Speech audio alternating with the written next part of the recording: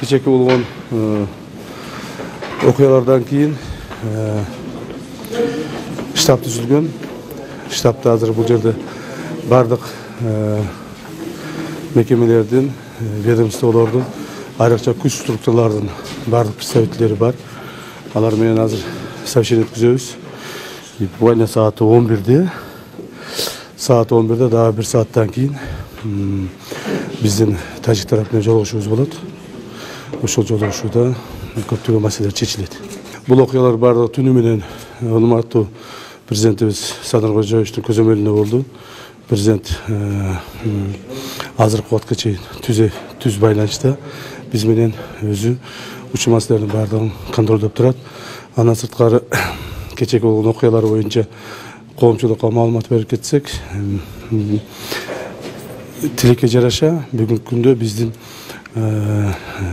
граждандык адамдардын арасында, аскер кызматкерлердин арасында эч кандай жоготуулар болгон жок.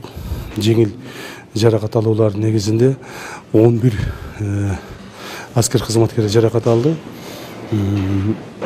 Алар азыр больницада жатышат, каралып атышат. Ал эми көчүп келген адамдардын бардыгы, үйлөрүнөн көчүрүлүп келген адамдардын бардыгы МЧС тарабынан, жергиликтүү бийлик органдары тарабынан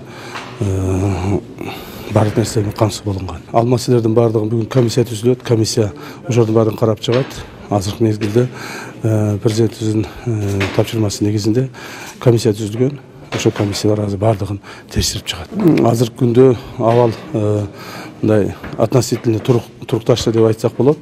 4 көчөдө совместное патрулирование милиции органов внутренних дел находится. Кроме того, бардык күч структураларын, алардын жеке состав,